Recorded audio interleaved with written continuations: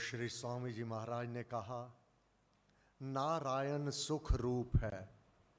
जो हम नाम का जाप करते हैं, जिसे हम श्री राम कहते हैं, गुरु महाराज ने उसे नरों का शरण स्थल कहा।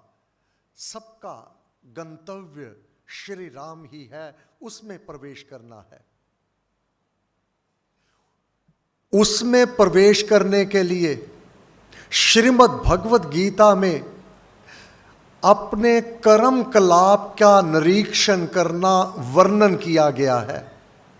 अपने कर्तव्य कर्म का पालन करना ही सुकृत कर्म है। अपने सुकृत कर्म, निसर्गिक कर्म जो तुझे विरासत में जीवन में प्राप्त हुए हैं, उनका त्याग करके उस परमेश्वर के भीतर तू कदापि प्रवेश नहीं कर सकता। सभी दुखों से, कष्टों से, बाधा विघ्न से तू कदापि नहीं छूट सकता। बार बार जन्म, बार बार मृत्यु, ये दुख कष्ट तेरे समाप्त नहीं होने वाले जब तक तू अपने कर्तव्य कर्म का पालन नहीं करेगा। यही बात श्रीमद् भगवत गीता में अर्जुन को भगवान श्री कृष्ण चंद्र जी महाराज ने कही। अपने अधिकार अर्थ कर्मों का त्याग कर देना भयकारी है। भयकारी से तात्पर्य बहुत दुखदाई होगा, कष्टकारी होगा।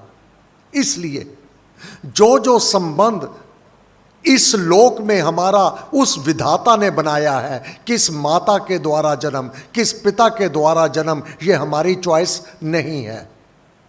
ये विधाता का विधान बनाया हुआ है। अगर उसका हम पालन नहीं करेंगे तो दुख, कष्ट, तकलीफ, बाधा विघ्न से बच जावे नहीं हो सकता।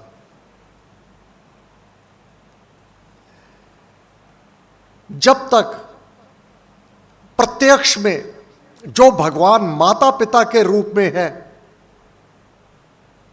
उनका आदर, उनकी पूजा ना की जावे, परोक्ष में जो दिखाई नहीं देता, राम राम करते हो, देखा है राम, उसके स्वरूप को जानते हैं। अनादिकाल से ऋषि मुनि संत महात्मा उसकी महिमा को गाते हुए एक ही बात कहा, तेरा अंत किसे ना पाया राम। तेरा अंत तू क्या है, किन शक्तियों से परिभूत है, पूर्ण रूप से कोई नहीं जान पाया। परंतु मात पिता दो देव बखाने, यह हमारे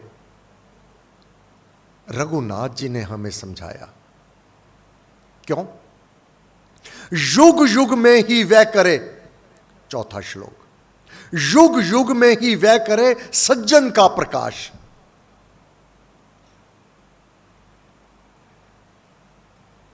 स्थापना हो सुधर्म की, पाप अधर्म का नाश। मानव के कल्याण के लिए उस विधाता ने, परमपिता परमात्मा ने सज्जन, जो सद का उपदेश देते हैं गुरु के रूप में, महापुरुषों के रूप में, इस धरती पर भेजे। क्यों भेजे? जबकि गुरु विशिष्ट नक्षत्रवासी भगवान विष्णु बैकुंठवासी इस धरती पर आए। विश्वामित्र जी महाराज इस धरती पर आए। वेद व्यास जी के पुत्र शुकदेव इस धरती पर आए। नारद जी आए। क्यों आए? हम अमृतवाणी में पाठ करते हैं, तीन लोक का समझिए सार, राम नाम सब ही सुखकार। अब तीन लोक हैं, ये तो स्पष्ट है। अगर कोई साधक चिंतन करता है, ये उनके विषय हैं, चिंतन करने वालों के पे गुरु महाराज ने कहा क्या है। तीन लोक, पाठ करके छोड़ने वाले तो एक नहीं अधिकतर हैं, परंतु इसका मनन और चिंतन और गुरु महाराज से समझने वाले कोई विरले ही हुए। गुरु महाराज ने कहा अमृतवाणी में, 3 लोक का समझिए सार, राम नाम सब ही सुखकार। अब यहां कहा युग युग में ही वह करे सज्जन का प्रकाश। अब सज्जन ही नाम की महिमा वर्णन करते हैं, सज्जन ही कर्म धर्म का बोध दे, जिसने बताया राम।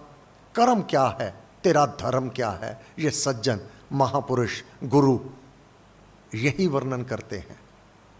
3 लोक में जब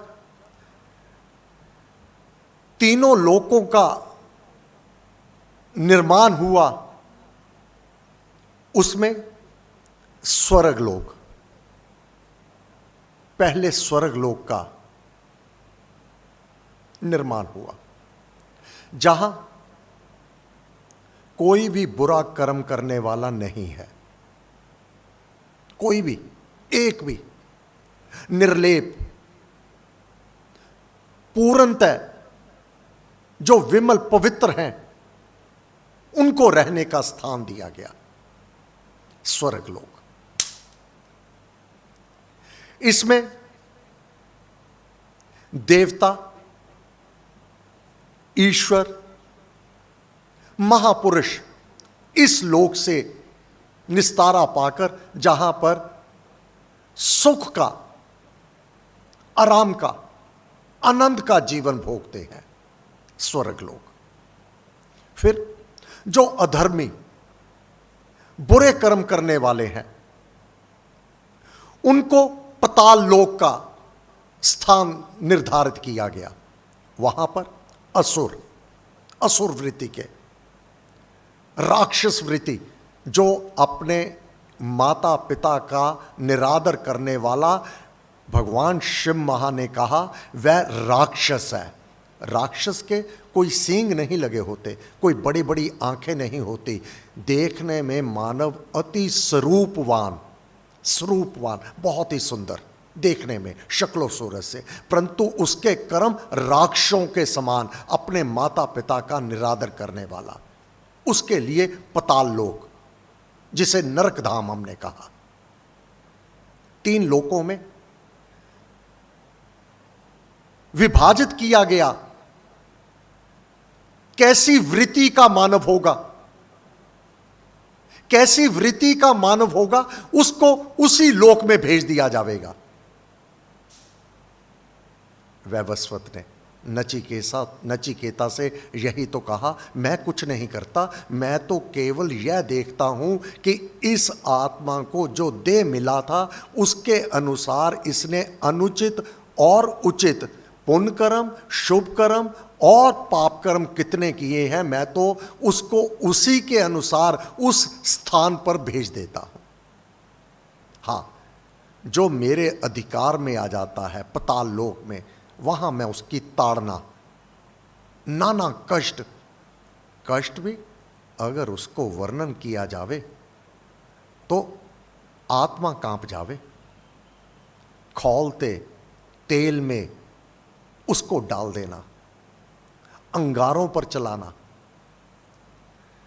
कांटों के ऊपर चलने को विवश कर देना, एक नहीं अनेक प्रकार के वहां वर्णित है।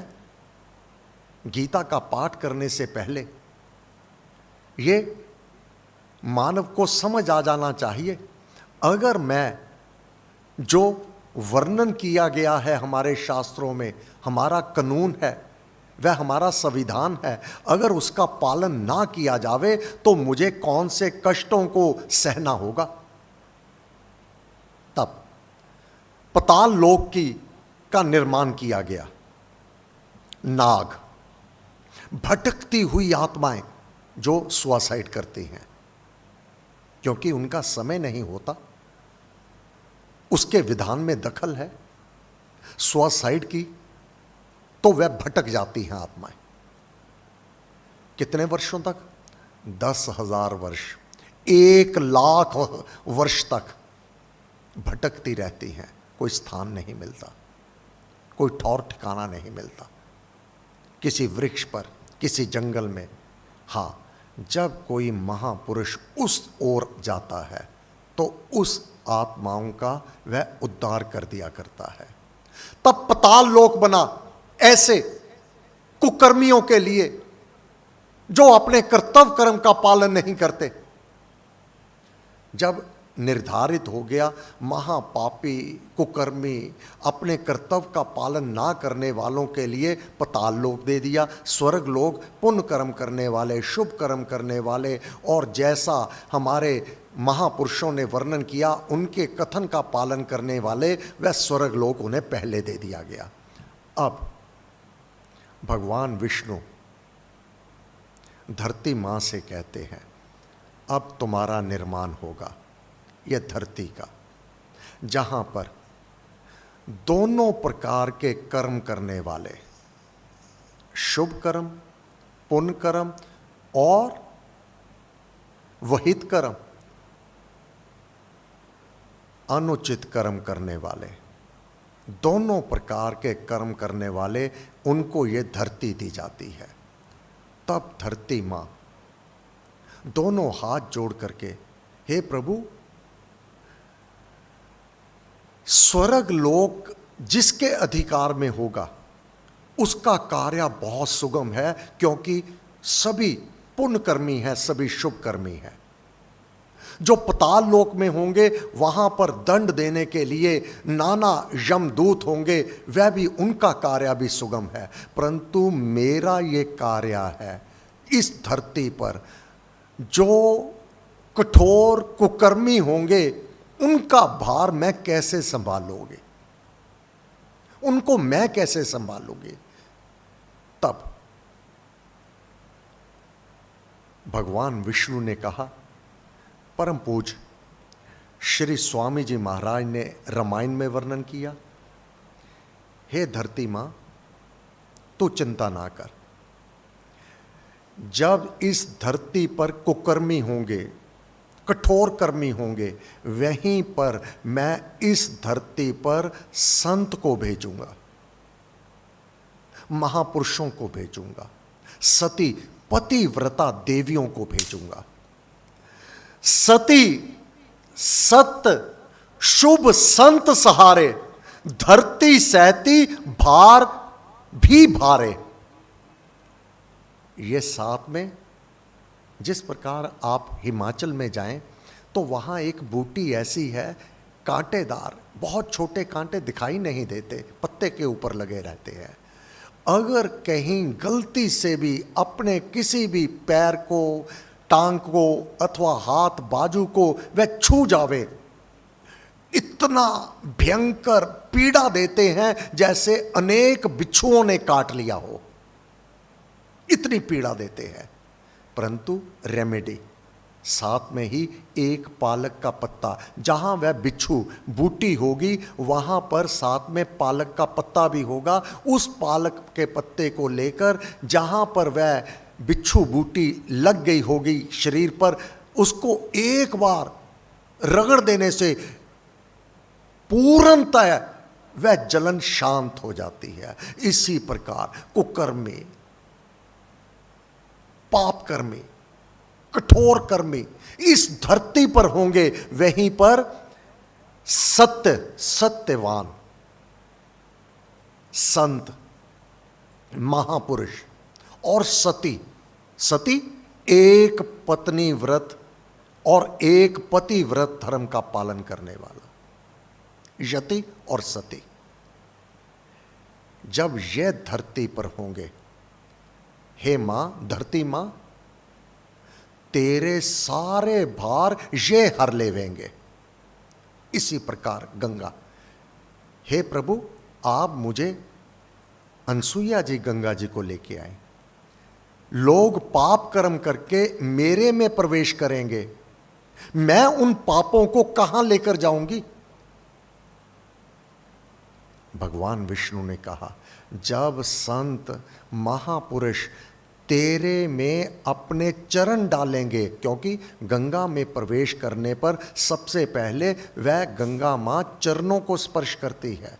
पापी अथवा संत सबसे पहले चरण ही जाते हैं, पैर ही जाते हैं। जब संत महापुरुष अपने चरण तेरे में प्रवेश करेंगे, तू सभी इन पापों से जो धो दिए गए होंगे वह सभी तू उनसे मुक्त हो जाएगी। इसी प्रकार धरती सती संत, सती सत शुभ संत सहारे, भूमि सहती भार बिभारे। समय पूरा हो चुका। गीता का प्रारंभिक मूल पहले समझना होगा कि यह ज्ञान क्यों दिया गया। अपने कर्तव्य कर्म के पालन से अर्जुन भाग रहा है, अपने सम्मुख स्वजन समूह को देख करके। भगवान उसे उसके कर्तव्य कर्म में जोड़ने के लिए वर्णन करेंगे। ये सारा ज्ञान क्यों करेंगे? अगर वह अपने कर्तव्य कर्म का पालन नहीं करेगा तो पाप को ही पाएगा। अर्जुन ने तो कह दिया था, कहते जब उसको कहा तो युद्ध कर, कहता मैं नहीं करूंगा। अर्जुन ये तेरा पाप कर्म है। भगवान जब मैंने कुछ किया ही नहीं, तो जब किया ही नहीं तो मेरा पाप कर्म कैसे? जो तू नहीं कर रहा है यही तेरा पाप कर्म है। जो तू अपने कर्तव्य कर्म का पालन, अपनी माता पिता का वह पूजन, वह उनका आदर सम्मान नहीं कर रहा है, यही तेरा पाप कर्म है। गीता ने झंझोड़ कर रख दिया। मानव जिसे पाप समझता ही नहीं, अंधाधुंध हो, बन अनुयायी, करे पाप की बहुत कमाई, फल वेला पछतावे ऐसे, विष भक्षण को बालक जैसे। बालक ने विष को खा लिया, अब प्राण की हानि तो होगी ही। हे गुरुदेव, आपको बार बार नमस्कार नमस्कार नमस्कार नमस्कार। सर्वशक्तिमते परमात्मने श्री रामाय नमः। सर्वशक्तिमते परमात्मने श्री रामाय नमः। सर्वशक्तिमते परमात्मने श्री रामाय नमः। सर्वशक्तिमते